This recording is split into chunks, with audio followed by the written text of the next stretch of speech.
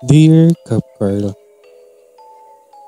magandang gabi po, Kap, at sa mga nakikinig na din. Ako po si Mark,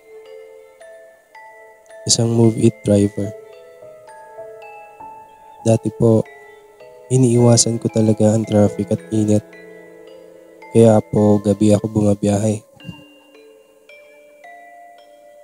Isang gabi, kakapabalang ng pasahero ko nang makatanggap ulit ako ng booking mula sa malaking subdivision sa Pasig.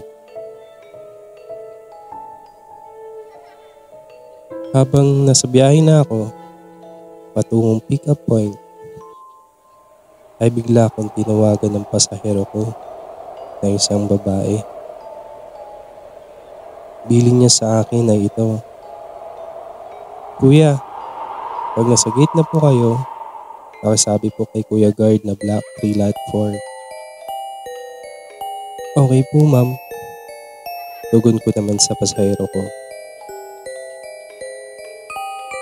Nang marating ko na ang gate ng subdivision, ay agad naman akong hinarang ng gwardiya. Magandang gabi po sir, saan po kayo? Tanong ng gwardiya. Sa Block 3 Lot 4 sir, tugon ko naman sa kanya. Biglang napakunot ang noo ng guard at pinapasok na ako. Habang sinusundan kong move it map, ay natuntun ko naman ang pick-up point na ito na isang bakanting lote. Maya-maya pa ay isang babae ang tumapat sa kanan ko at agad ko naman binati at kinumpirma ang pangalan nito. Magandang gabi po ma'am, Joy Libot. Tugon ko sa kanya.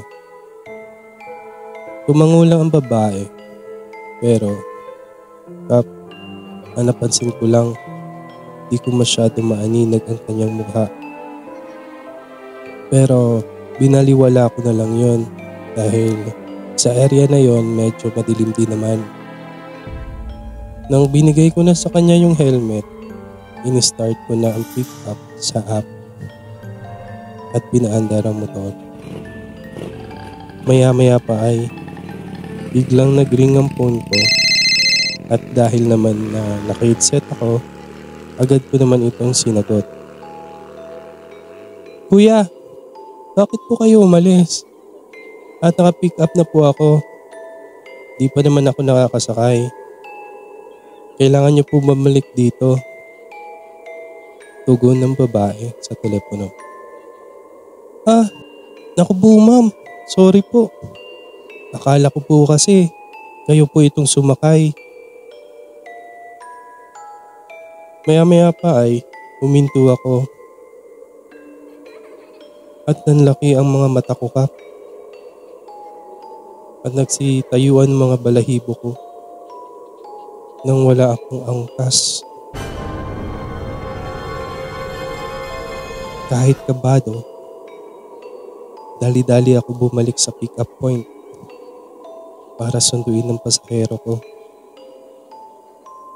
Pagdaan ko ulit sa gwardiya, kamot ulo siya na nagsabi, "Boss, bakit kayo umalis? Nawala naman angkas." Tanong ng gwardiya sa akin. Kabado ko naman siyang sinagot. Sir, may sumakay sa akin kanina eh. Tapos bigla na lang nawala. Bigla na lang nagtinginan ng mga gwardiya at napailing-iling ng ulo. Nako, sumakay na naman pala siya at pinapasok na ako ng gwardiya. Nang nasa pick-up point na ako, agad ko naman ito nakwento sa totoo kong pasahero. At dahil pareho kaming binalot ng takot, ay agad kami umalis sa subdivision na iyon. Pagkahatid ko sa pasahero ko, ay napaisip na ako na umuwi. Nang malapit na ako sa bahay, Pumarada muna ako sa maliwanag na area at nagdasal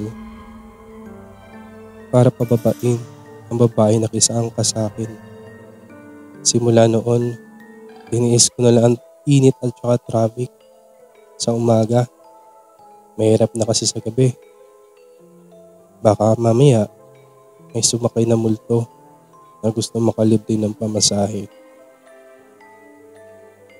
Ulit, ako po si Mark mula sa Taguig at ito ang horror story ko.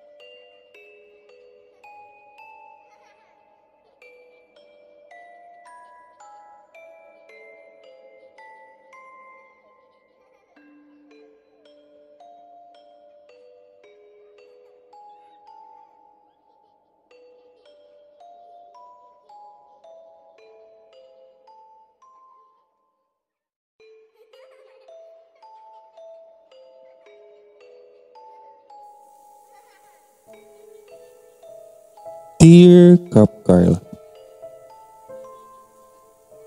itago mo na lang po ako sa pangalan Kim. Totoo po pala talaga ang sinasabi nilang bate. Dahil isa na din ako sa nakaranas nun, Kap. Isang mahihaing bata po ako ng mga panahon ko. Noong elementary pa lamang ako, ay excited na ako pag araw ng Biyernes. Dahil pagdating ng hapon, sinusundo po ako ng lola ko para magstay ng 2 araw sa kanila. Ito na ang nakasanayan nila mama at lola na dun ako kay lola pagsapit ng weekends.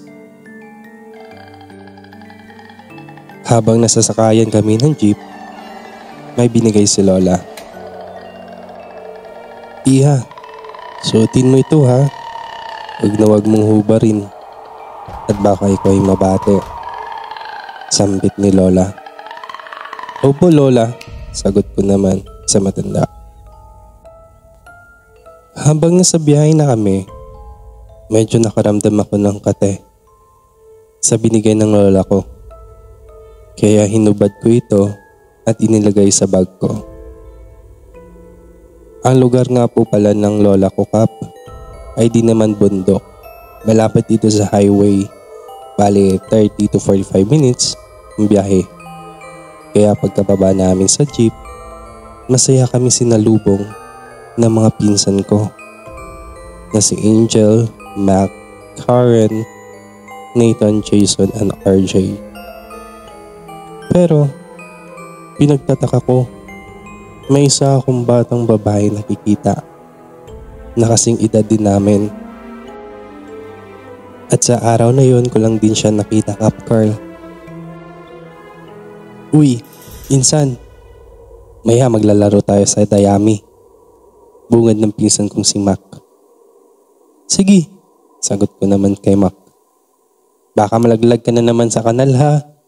Singit ni RJ at nagtawanan na lang kami. O hala, magsipasok na muna kayo sa bahay. Mamaya na yung mga laro-laro na yan. Magmerienda muna kayo. Utos naman ng lola namin. Habang masaya nagkukwentuhan at nagmemeryenda kami, magpipinsan, nakita ko na naman ang batang babae na sa labas lang ng bakuran ng lola ko na nakatingin sa amin.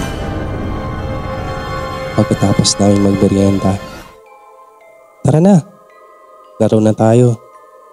Sa Dayami, yaya ni RJ. Sa mga di familiar sa Dayami, ito po ay isang uri ng pinanggapasan ng palay. Karaniwang itong sinusunog. Pero habang di pa sinusunog ito, ay hulmang bundok ito at sa paglaruan ng mga bata. Habang masaya kami naglalaro, "Insan, sino yung bata na yan?" Bago ko lang kasi siya nakita. "Pinsan din ba natin yan?" Tanong ko kay Karen. "Sinong bata?" Tayo lang naman ng bata dito." Sagot niya naman sa akin na may pagtataka at pakamot-kamot dahil Makati din naman ang Dayami. "Ayun ang bata na yan." Sabay turo ko naman sa batang babae na sa harapan namin.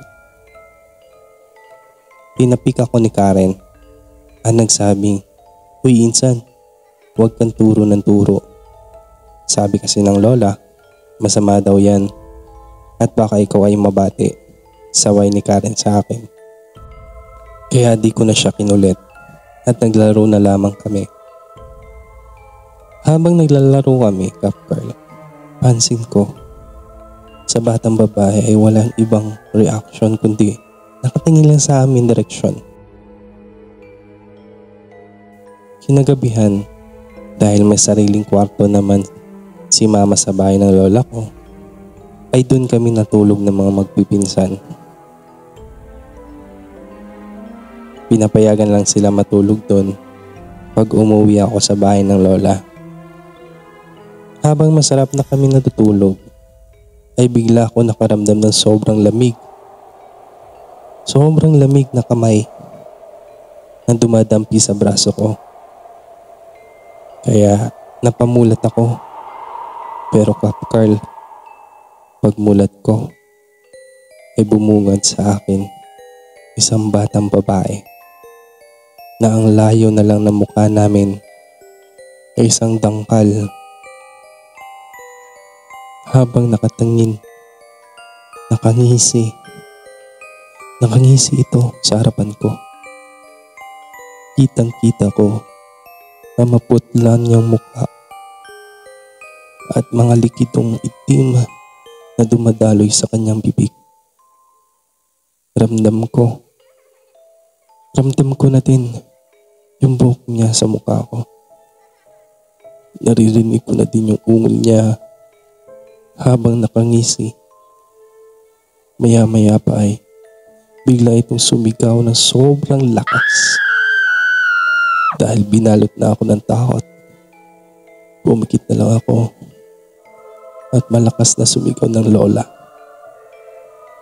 Maya-maya pa ay ginising na ako ng lola ko. Iha, anong nangyayari sa'yo?" Tanong ng matanda sa akin. Pagmulat ko, sina lola at mga pinsan ko ang nakita ko. Nakikita ko sa mga mukha nila ang pag-alala. Agad ako niyakap ng lola at doon na din natulog si lola na katabi ko. Kinabukasan, napakwento si Karen sa lola namin habang nag-aalmusal. "Lola, kahapon po kasi habang naglalaro kami may sinasabi siyang bata na kasama daw namin. Kami lang naman po naglalaro doon sa Dayami. Tinuro niya pa nga yun," bungad ni Karen sa lola. "Di ba sabi ko sa inyo, huwag kayong turo ng turo at baka kayo ay mabate." Sermon naman ng lola ko sa amin. "Kim, Asa na yung binigay ko sa'yo? Bakit di mo suot-suot? Tanong ng lola sa akin. Ayla, nasa bag ko po. Hinubad ko po muna kasi Makati kasi. Sagot ko naman sa matanda. Di ba sabi ko sa'yo huwag mong hubarin? Hala, suotin mo na. Tigas naman ng ulo mong bata ka. Inis na sabi ng matanda. Pagkatapos namin mag-almusal, dinala ako ng lola ko sa albularyo para ipatawas. Pagkatapos nun, hindi ko na din nakita yung batang babae. Ako po si Kim, mula sa Iloilo. At ito ang horror story ko.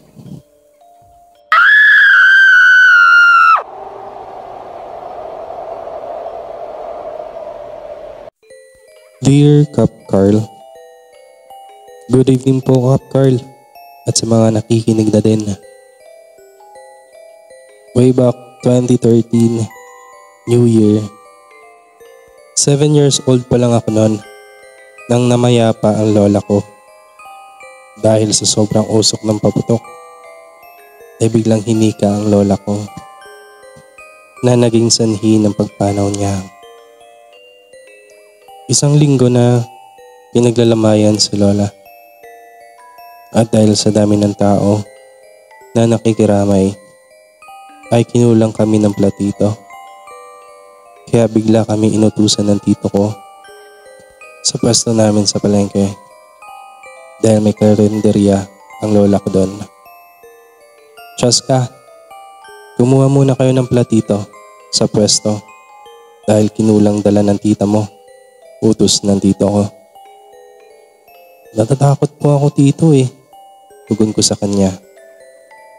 Magpasama ka sa mga pinsan mo dahil di ako makaalis dito. Tugon din ng tito ko. Dahil sa utos ng tito namin, ay agad naman sumama ang pinsan ko na si Ate Nika. Iba din kasi malkali tito namin. Pero mabait naman yan. Kaya ng utos niya ay sinusunod namin. Ate Nika, samahan niyo raw ako kumuha ng platito sa pwesto, sabi ng tito. At walang kaabog-abog ay sumama naman ito. Nung malapit na kami sa pwesto, Ches, ang dilim at nakakatakot, sabi ni Ate Nika habang nakahawak sa balikat ko. Oo nga eh, natatakot din ako eh. Balik na lang tayo. Magpasama na lang tayo kay Nakukay at Dandan.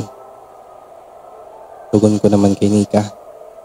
Dahil sa takot, bumalik kami. Habang naglalakad, papunta sa bahay ng lola, ay bigla namin nakasalubong sina Dandan. Yan, samahan mo nga kami sa pwesto. Inuutusan kasi kami kumuha ng platito. Natatakot kami. Ang dilim kasi. Sabi ko kay Dandan na pinsan namin. Okay, tawagan ko na lang si Kokey at Sign para marami tayo. Tugon naman ni Dandan. Dahil sa marami na kami, lakas loob na kaming pumunta sa pwesto. Nung malapit na kami, sabi niyo madilim. May ilaw naman ah. Pasigaw na sabi ni Dandan na may sabay na tawa. Nagkatinginan kami ni Ate Nika. Paano magkailaw dyan? Nasa amin ang susi. Sagot ko naman kay Dandan. Maya pa ay sumabat din si Kokey. Baka pinailaw ni Lola. Habang tumatawa. Nang papasok kami, napansin ko si Ate Nika na walang imik. Nung nasa loob na kami, totoo nga, maliwanag. Di ko mawari kung bakit sobrang lakas ng liwanag ng ilaw. Nung kumukuha na kami, ni Nakukay at Dandan ng mga platito. Ate Nika, tulungan mo naman kami. Utos ni Dandan sa pinsan namin. At bigla na lang napasigaw si Ate Nika. Si Lola, nakatingin sa atin. Ay agad kaming nagsitakbuhan sa takot. Pero dahil siguro sa takot, Di na nakagalaw si Ate Nika, kaya bigla ko na lang siyang hinila. Nung pabalik kami sa bahay ng lola at wala kaming dala, medyo nainis si Tito. Bakit kayo walang dala? Di ba inutusan ko kayo kumuha ng platito? At bakit namumutla si Nika? Tanong ng tito namin. Kasi tito, nakita ni Ate Nika si Lola. Kaya napatakbo din kami, palabas. Di na namin nadala yung mga platito. Sagot ko naman sa tito ko. Nika, totoo ba itong sinasabi ni Chaska? Tanong ng tito ko sa pinsan ko. Opo tito. Nakita ko po si Lola nakatingin sa amin. Sagot naman ni Nika na nakahawak ang dalawang kamay niya sa dibdib niya habang nanginginig sa takot. O sige, dito ka na lang Nika. Inom ka muna ng tubig. Kami nakukuha ng platito. Utos ng tito ko sa pinsan namin. Samahan niyo na lang ako, Chaska. Mama naman kami ni Nakukay at Dandan. Nung nasa pwesto na kami, nagtataka kami. Wala nang ilaw. Di niyo ba binuksan ng ilaw? Tanong ng tito namin. Nagkatinginan kami ng mga pinsan ko. Bukas ang ilaw dito kanina tito, sagot naman ni Dandan. Sobrang liwanag nga po kanina to, sabat naman ni Kokay. At tumangulang din naman ako. O sige, kumuha na kayo ng platito. Kung ano-ano kasi pinapanood nyo. Hatid nyo na sa bahay. Nung paalis na kami, nagpaiwan si Tito. Tito, sabay na kami sa'yo. Tugon ni Kokay kay Tito. Huwag na, mauna na kayo at susunod na ako. May gagawin lang ako. Sagot naman ni Tito kay Kokay. Nung lumabas na kami sa pwesto, ay biglang pinatay ni Tito ang ilaw. At dahil sa kuryosidad, di kami umalis agad. Pumunta kami sa gilid ng pwesto at nakiramdam. Narinig namin ang hikbi ng tito namin at maya-maya pa ay iyak na siya ng iyak. Ma, magpakita ka naman sa akin. Kahit ngayon lang. Sambit ng tito namin habang umiiyak. Simula nun, madami din nakakakita sa lola namin sa pwesto na yon na naglalakad daw, pabalik-balik. Minsan nakaupo. Minsan daw yung mga dati pa niyang ginagawa nung buhay pa si Lola ay yung nakikita nila. Ilang araw din kami nakakaranas ng iba't ibang kababalaghan. Pero simula na natapos yung 40 days niya, ay wala na din kaming nararamdaman na nakakaiba. At wala na nakakita sa lola namin. At sana, nasa mabuti na siyang lugar. Mahal ka namin Lola. Hindi ka namin malilimutan. Ako po si Chaska from Capiz. At ito ang horror story ko.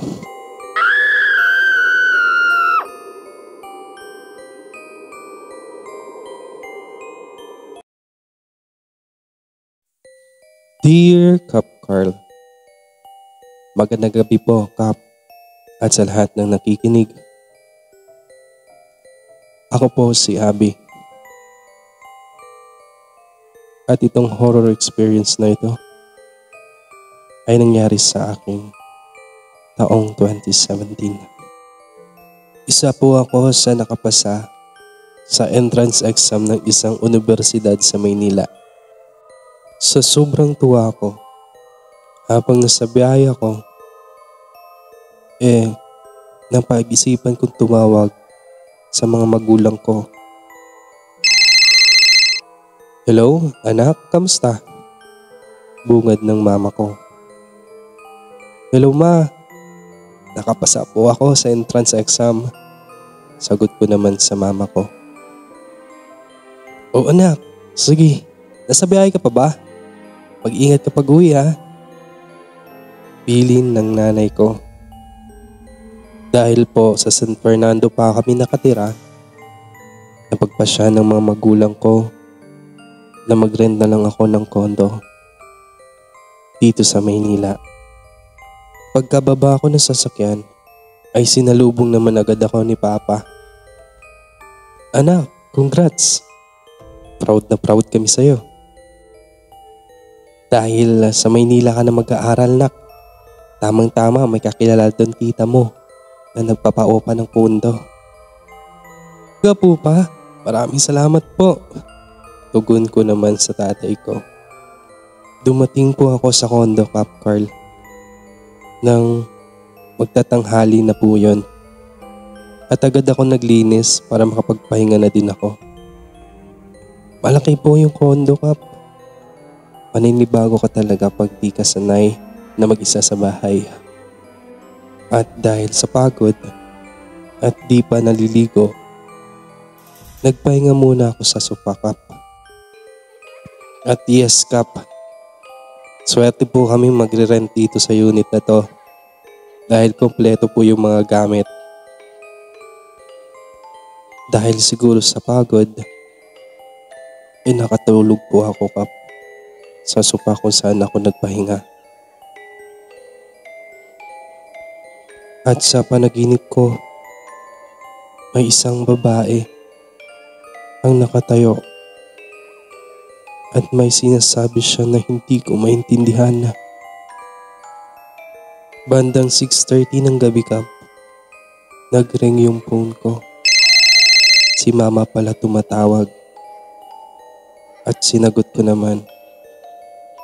Anak, kamusta ka naman dyan? Kumain ka na ba? Tanong ng mama ko. Ito po ma, kakagising lang po. Buti nga po tumawag kayo eh. Kaya nagising ako. Tugon ko naman sa mama ko. Habang nagsasalita ako, may naririnig daw si mama na ibang boses. Boses daw ng babae. Hindi niya lang daw maintindihan yung kung anong sinasabi. Buti naman nak, may kasama ka na dyan sa kondo. Alam mo naman ang panahon ngayon nak. Mahirap na, lalo't babae ka. Habang sinasabi ng mama ko yon, nanlaki ang mga mata ko. Ma, wala po akong kasama dito. Ako pa lang po ang tao dito. At baka naririnig niyo po sa labas lang po yun. O kaya sa katabi namin.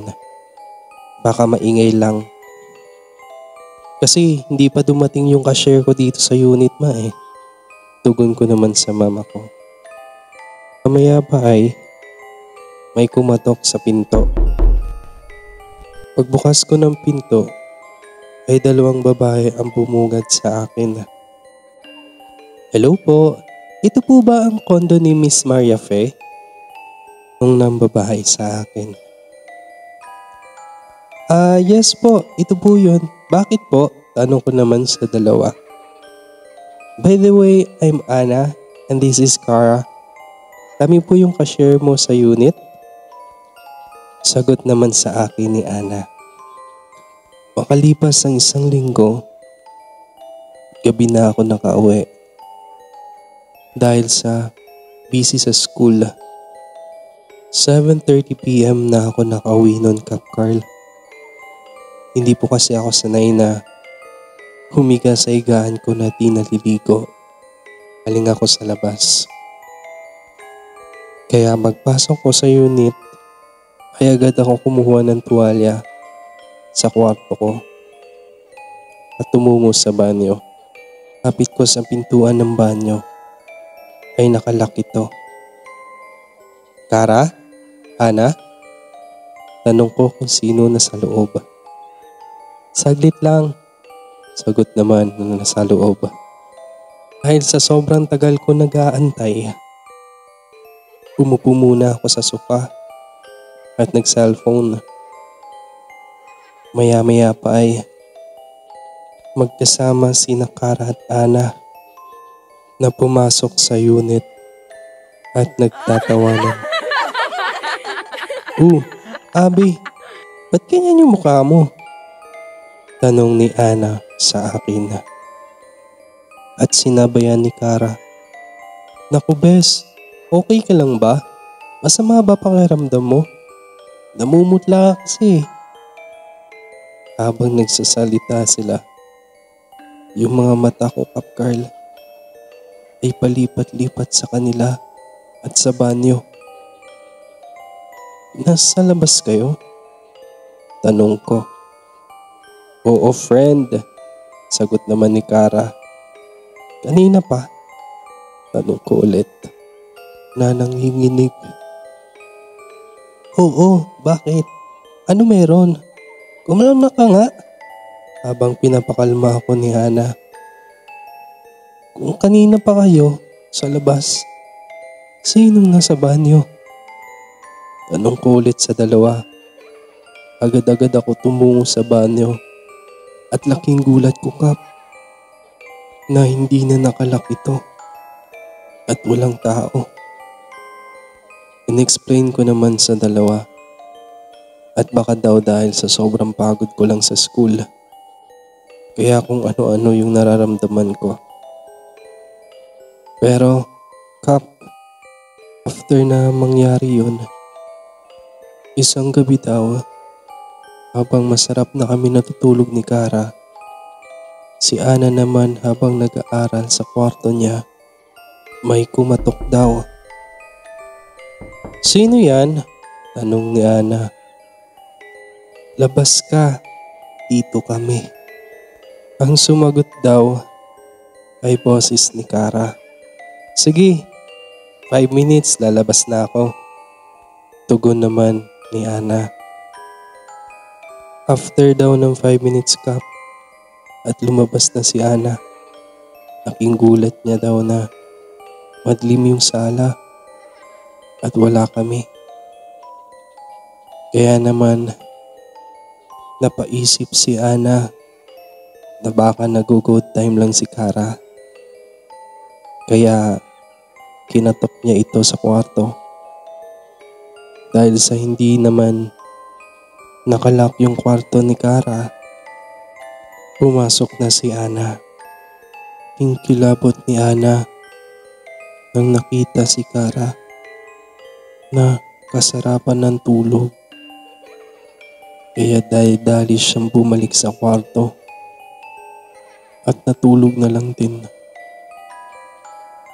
Kinabukasan, tinanong niya si Kara at ako. Nga pala girls, anong oras kayo natulog kagabi? 7 PM ako friend. Kasi pagod na pagod ako kakapractice eh. Sagot naman ni Kara kay Ana. Ako naman 8 PM. Nakatulog ako kakapakinig ng Dear Kap Carl. Tugon ko naman kay Ana. Kasi kagabi may kumatok sa kwarto ko. Akala ko kayo eh. Paglabas ko, wala naman tao. OMG friend, baka may iba talaga dito. Banggit ni Kara kay Ana. Dahil sa takot, ay umalis ang dalawang tenant sa unit na yun. Dahil ayoko naman na mahirapan pang maghanap ng kondo, ang mga magulang ko ay tiniis ko ang nakakatakot na kondo na yun. After 1 week, may isang babae ulit ang umupa sa unit na yun. Same scenario. Kinagabihan, ang lakas ng katok ng pintuan ko. Pagbukas ko, si Jess, ang bagong tenant. Puno ito ng kalmot sa katawan at liig. Hala, Jess, ano nangyari sa'yo? Tanong ko sa kanya at bigla siyang hinimatay. Agad ako humingi ng saklolo sa mga kapitbahay namin. Nung nasa ospital na kami, ay tinawagan ako ng mama at papa ko. Anak, Napalitaan namin ang nangyari dyan. Kamusta ka? Tanong ng mama ko sa akin. Eto ma, okay lang po. Pero si Jess yung cashier ko sa unit. Ang dami niya pong kalmot eh. Sagot ko naman sa mama ko. Nakwento na din ng tita mo. Bakit may ganon nangyayari sa unit nyo? Kaya pala, ang baba ng upa. Kwento ni mama habang nanginginig. Simula nun, naghanap na lang kami ng apartment na maliit at malapit sa universidad na pinapasukan ko.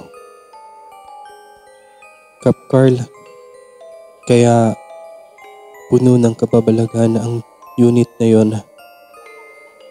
Dahil dati, may isang babae daw ang nag-rent sa unit na yon at nagpatiwakal sa banyo ng kondo dahil sa hindi pinanagutan ng boyfriend ang baby na sa kanyang sinapupunan. Ulit, ako po si Abby na mula sa San Fernando at ito ang horror story ko.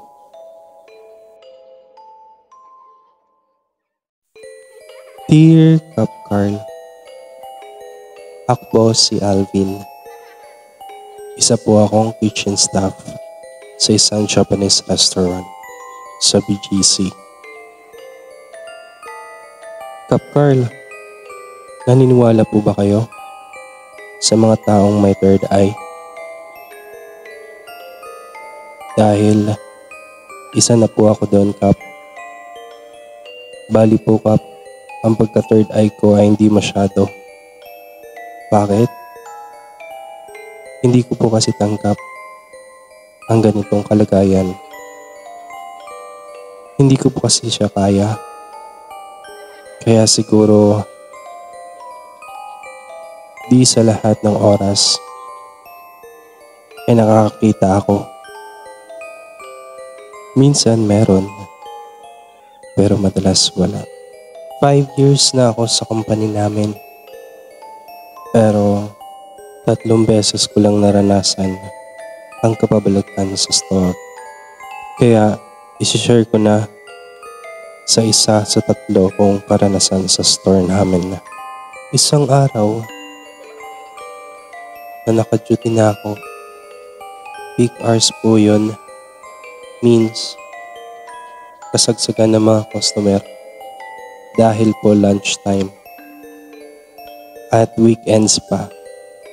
Alam naman natin, Kap Carl, pagdating ng weekends, madami talagang tao sa mall. Boys, yelo na, dakit 10. Sigaw ni Dambo sa labas na dish up namin. Next na yun, Koys, kumalma ka. Sagot ko naman habang nagtatawanan kami sa kitchen area. Tumingin siya sa akin at nag-dirty finger. Sabay tawa sa akin.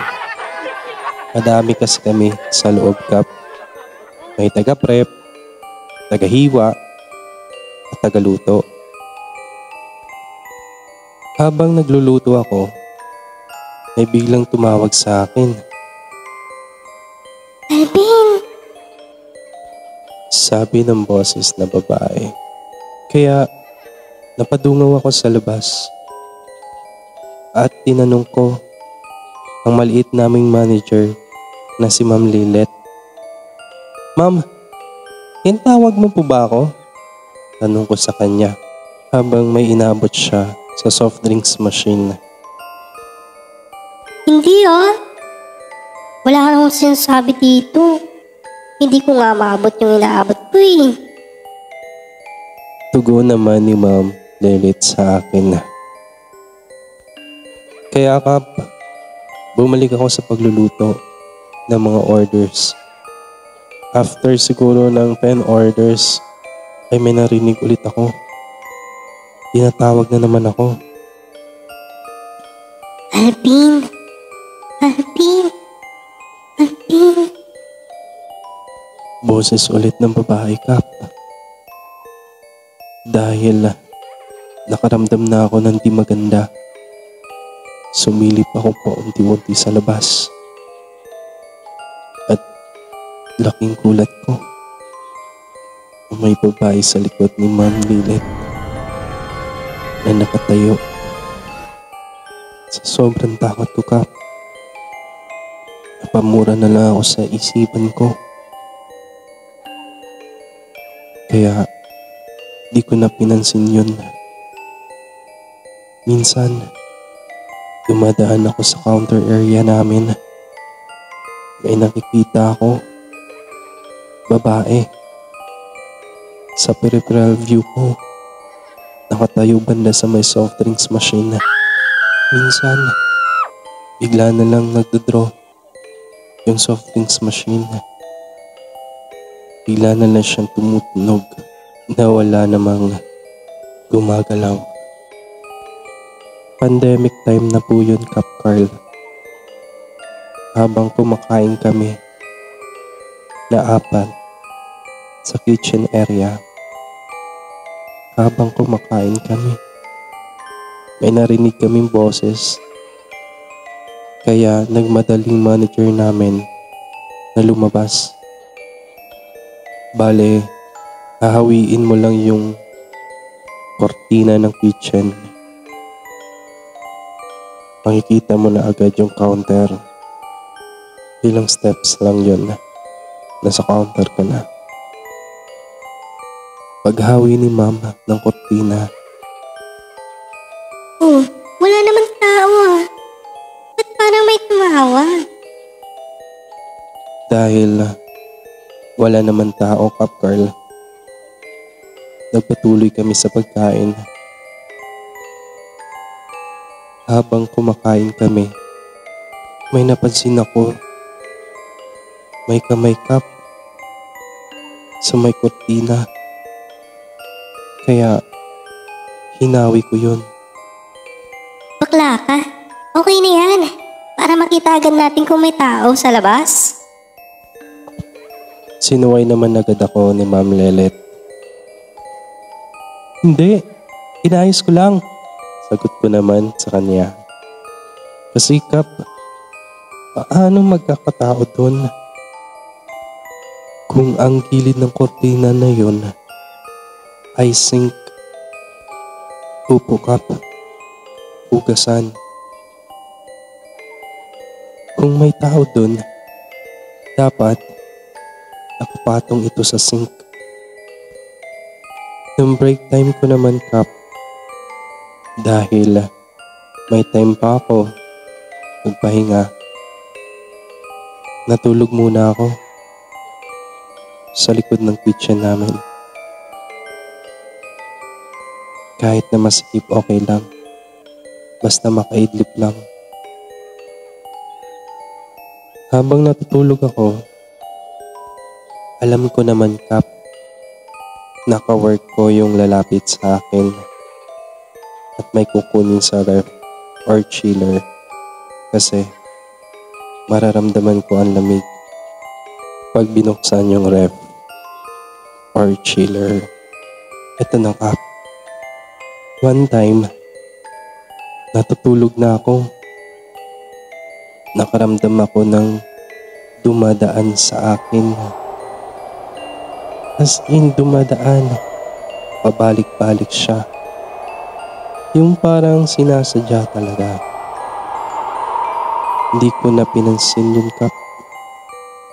Dahil, sino ba ang pabalik-balik dun? Kung alam ko naman na sa right side ko ay pader na. Wala naman sigurong buhay na tao ang tatagos lang sa pader. Ulit, ako po si Alvin mula sa Mandaluyong at ito ang horror story ko.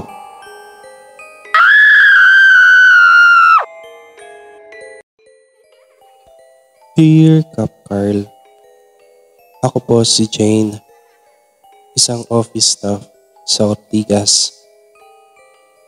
Bale, ang office po namin, Kap, maliit lang dahil di pa naman gaano kalaki ang company na meron kami.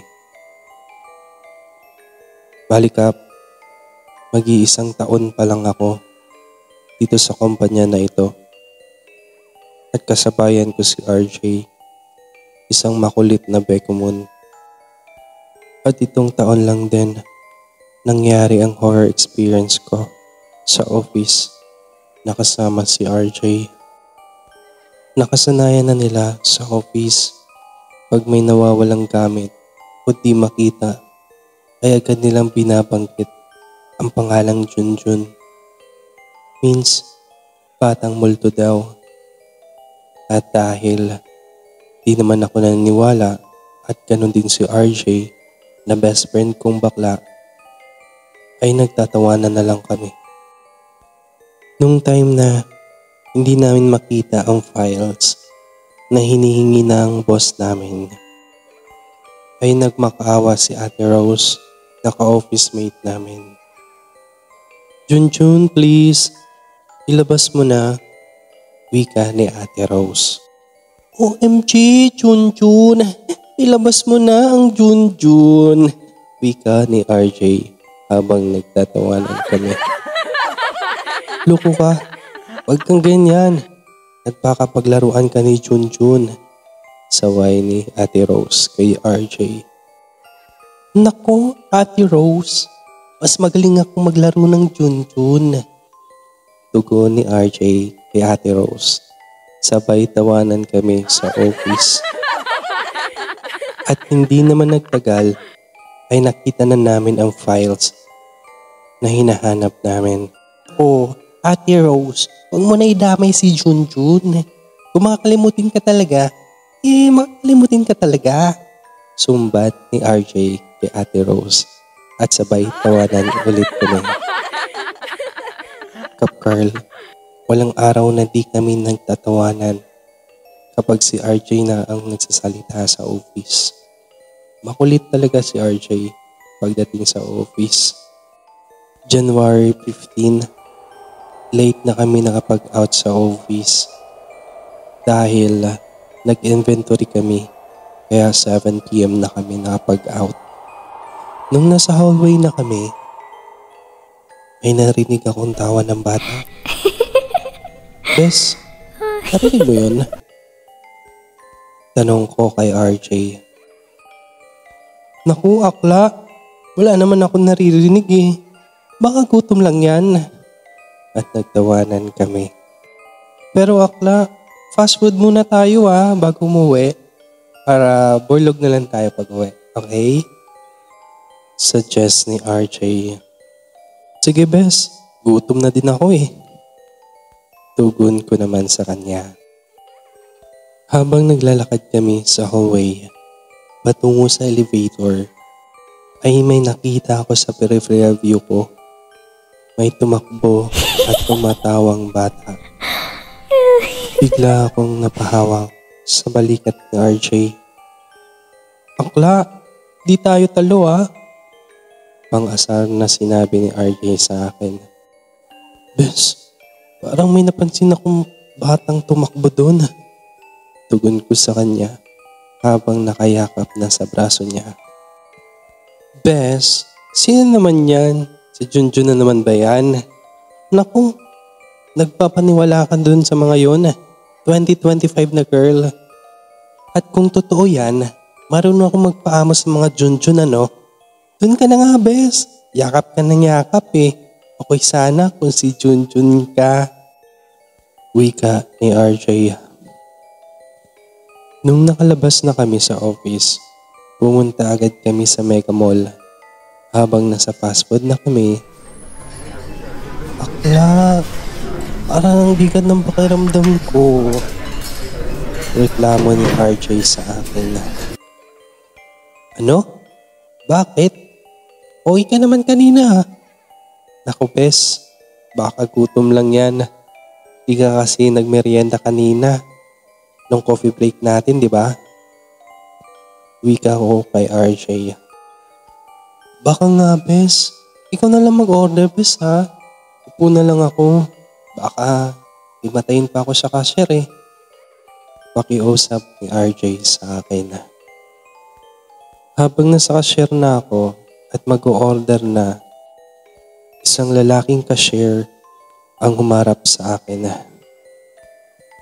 Napansin ko lang sa kanya habang nagta-take order siya sa akin ay nakatingin siya kay RJ. At nung nasupuan na ako, "Bes, parang bet ka ni kuya." Chismis ko sa kanya. "Ay talaga bes? Saan dyan?" Tanong ni RJ sa akin na akala mo naka-recharge agad. "Ayun no, sa cashier. Habang nagte-take order kasi siya bes. Sa'yo siya nakatingin." Chismis ko sa kanya. "Naku bes, baka nasa fast food yung forever ko." Wika ni RJ habang kinikilig. Nung tinawag na yung number namin, ay ako na ang kumuha kasi masama talaga ang pakiramdam ni RJ. Nung kinuha ko na ang order namin, ay biglang lumapit ang lalaking nasa cashier kanina. "Hi po mama, kaibigan niyo po ba si Sir?" Tanong ng lalaki sa akin. Yes. Bakit?" Tanong ko din sa kanya. "Masama po ba pakiramdam niya ma'am?" Tanong ulit ng lalaki sa akin. Oo eh. Pero kanina kasi okay naman siya. Kaso kasi nag-overtime kami sa work. Kaya siguro sumama yung pakiramdam niya at saka sinabayan na din ng gutom siguro. Tugon ko sa kanya. Ma'am, mawalang galang na po ha. Hindi po yun dahil doon." Sagot ng lalaki sa akin. "Ha? Anong dahilan? Bakit sumama yung pakiramdam niya?" Tanong ko ulit sa kanya na may pagtataka. "May bata po na nakapatong sa kanya ma'am. Bago po kayo umuwi, ay ipagdasal niyo po muna ang bata para di kayo gambalain.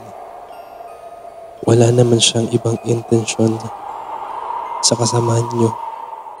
Wika ng lalaki sa akin. Nung pauwi na kami nakwento ko kay RJ ang sinabi ng lalaki. Sinunod na lang din namin ang sinabi ng lalaki. Pagkalabas namin sa mall, tumungo kami sa di mataong area at taimtim na nagdasal. Habang nagdadasal kami, magkaharap, si RJ ay nakaharap sa EDSA at ako naman sa may salamin ng mall. Kap Carl, hindi ko ma-explain ang kilabot na nadarama ko dahil habang nagdadasal kami, napatingin ako sa salamin ng mall at nakita ko may batang nakapatong kay RJ. Kap, hindi ako nagkakamali. Bata talaga yun na nakapatong sa balikat ni RJ. Dahil sa takot ko, umikit na lang ako at taimtim nagdasal. Pagmulat ko, ay wala na din ito. Pagkatapos naming magdasal, ay nagyaya na si RJ na umuwi. Hanggang ngayon, di ko pa nakwento ang nakita ko kay RJ at baka sa oras na ito ay nalaman na ni Akla ang nakita ko sa kanya. Minsan, mahirap ang maniwala pero totoo pala talaga ang kasabihan. To see is to believe. Ako po si Jane mula sa Pasay at ito ang horror story ko.